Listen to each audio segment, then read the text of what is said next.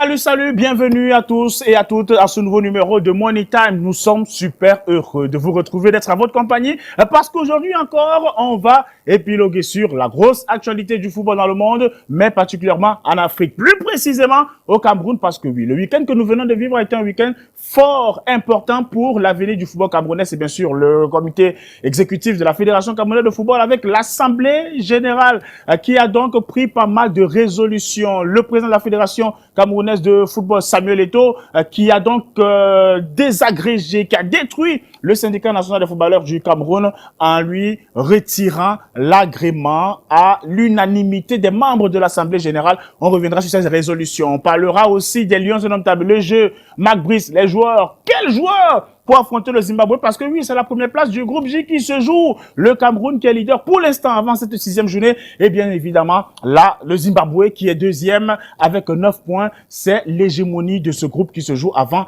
la 6e et dernière journée. Pour le planton le décor, ça peut aller avec bien sûr la déclaration, la toute première déclaration du président de la Fédération camerounaise de football, Abba Nkomo, au sortir des travaux de l'Assemblée générale de la FECAFOOT. Nous sommes ici à Bancomo pour discuter et échanger et au final prendre les décisions qui s'imposent. Je remercie d'abord mon comité exécutif, ensuite les membres de l'AG qui sont à la fin les vrais patrons de cette fédération pour la qualité des travaux.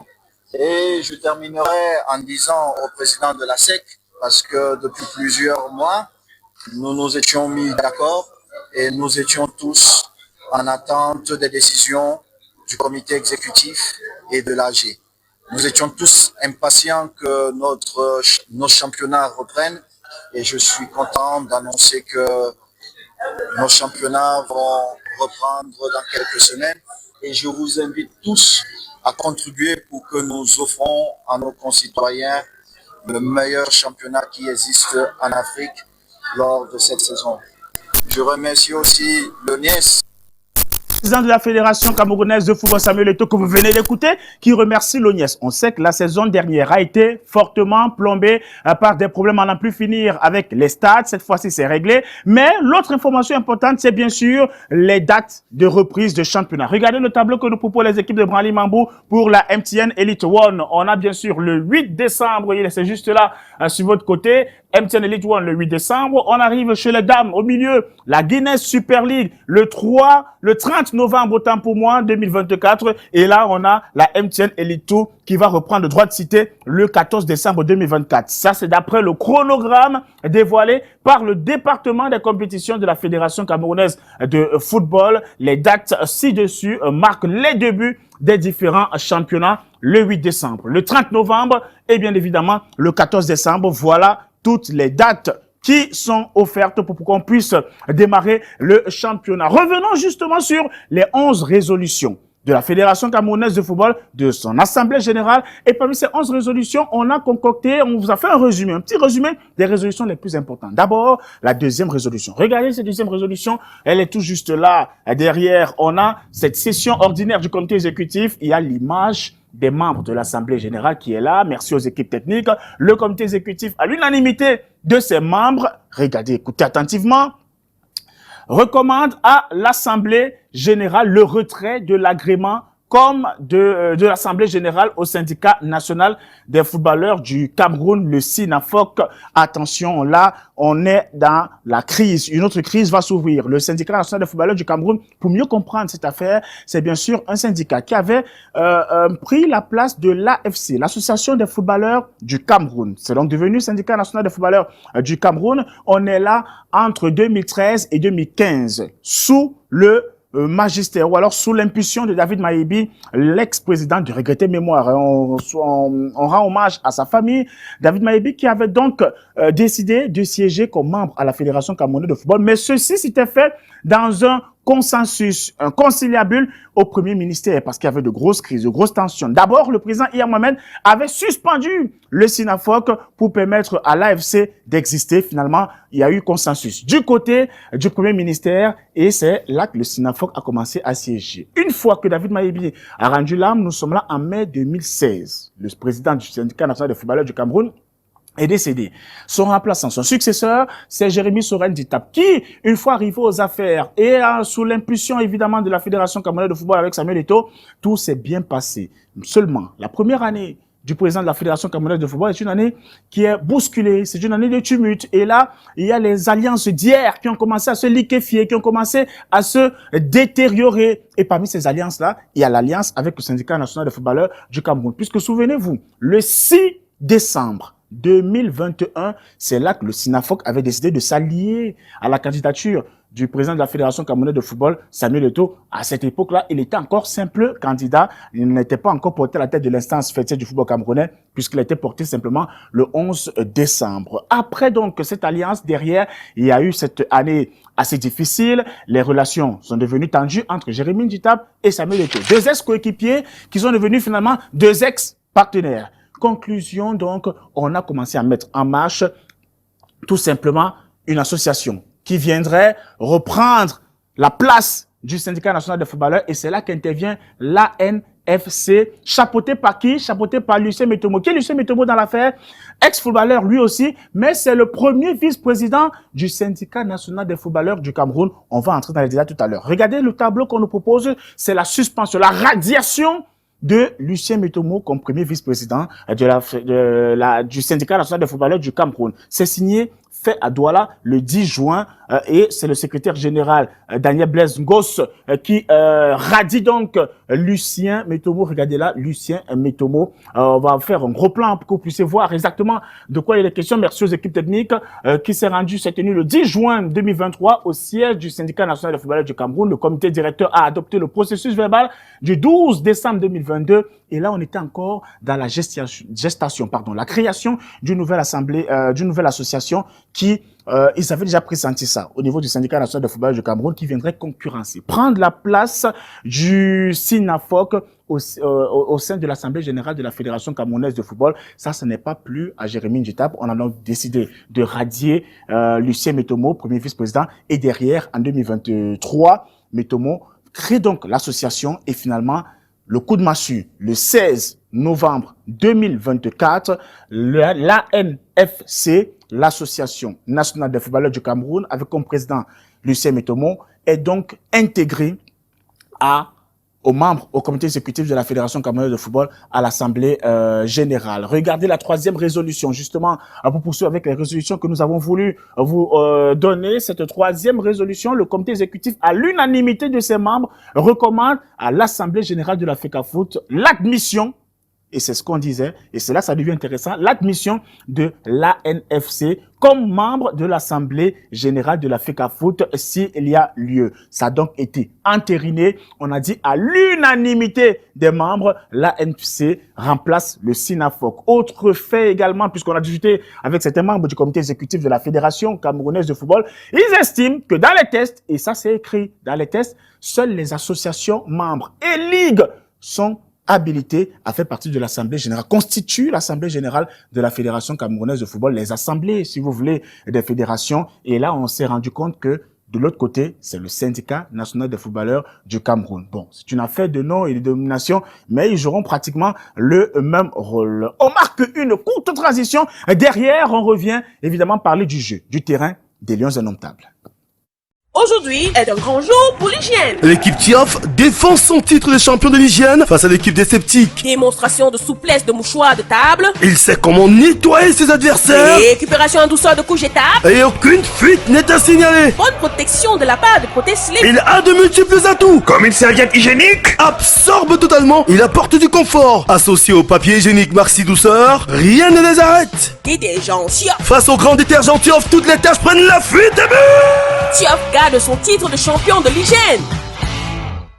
Allons, parlons des Lions indomptables et cette rencontre qui va arriver très vite ce 19 novembre. Le Cameroun, pour l'hégémonie du groupe J, rencontre le Zimbabwe. 11 points pour le Cameroun, 9 points pour le Zimbabwe. Attention, en cas de défaite, le Cameroun ne terminera pas premier. Et ça, c'est l'objectif visé, annoncé par Hugo Broos en conférence de presse. On reviendra sur un temps fort de cette conférence de presse. Mais pour l'heure, plantons le décor.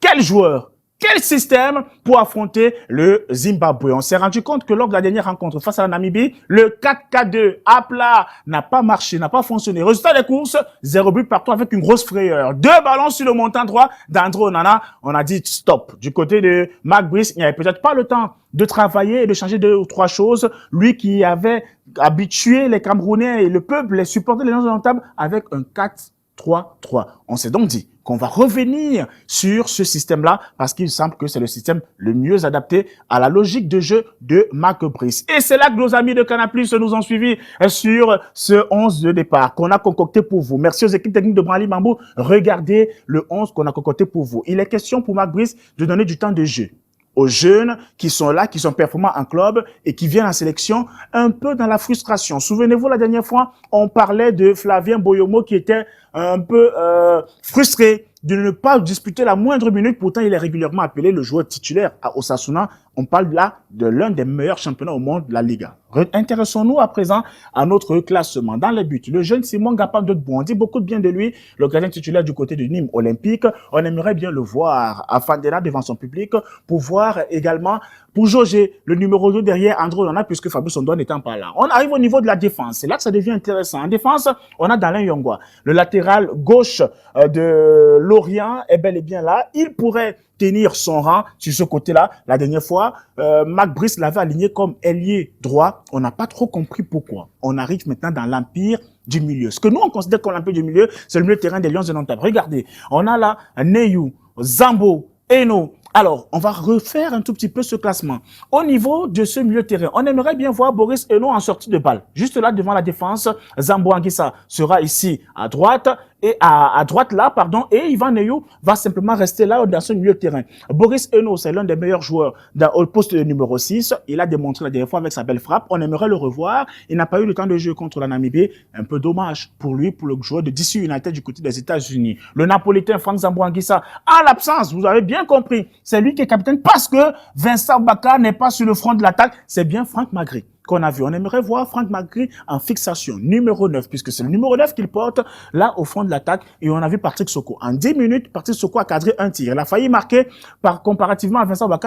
Il n'a pas cadré la moindre frappe dans les buts. Et là, on peut avoir Georges-Kevin Koudou qui a changé le visage de la rencontre de Lions de Nantes face à la Namibie. C'est plus un joueur qu'on présente, Georges-Kevin Koudou. Voilà donc le 4-3-3 on vous a proposé avec de jeunes joueurs, un 4-4-3 qui a un parfum de neuf. On ne dit pas que les titulaires au poste habituel ne méritent pas leur place, mais on aimerait bien voir ces joueurs, cette composition-là, ils ont été appelés, ils ont été convoqués, et c'est la dernière journée, le Cameroun est déjà qualifié. Ce serait bien de voir une équipe conquérante avec du sang neuf. Mais seulement, il faut être honnête, on n'est pas sûr que Mark Brice, c'est un 11 probable, hein, avec les équipes de Canal+, de Charles Douglas Débat, qu'on a essayé de concocter avec les équipes de Branly Mambou. On n'est pas sûr que Mark Brice va aligner ce 11. Pourquoi? Écoutez cette déclaration. J'ai déjà dit, on ne donne pas de cadeaux.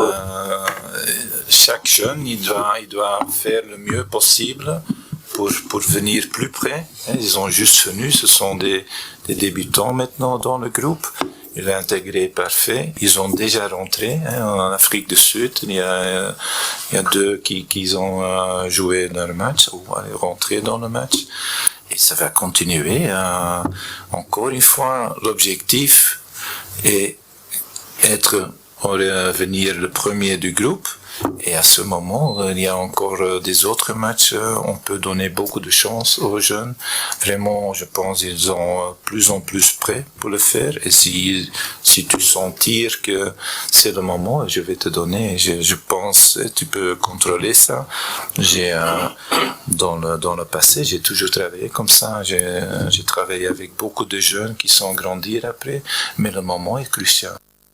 Le moment est crucial. Écoutez, j'espère que vous avez bien écouté les déclarations de Mark Brice. L'objectif, c'est d'être premier. Et on va prendre le temps, on va pas prendre de risques. On sent qu'il n'y a pas beaucoup de sérénité du côté de Mark Brice et il va donc décider, probablement, c'est ce qu'on voit, il fera avec ses certitudes. Ses certitudes, c'est Gade, ses certitudes, c'est Runana, ses certitudes, c'est Nootolo, ses certitudes, c'est Jackson Tchatchoua, c'est des garçons qui ont déjà prouvé avec lui sur le terrain, sur des rencontres qui ont un enjeu un peu plus grand. Parce que là, l'enjeu, c'est juste de terminer premier. Le Cameroun est déjà qualifié.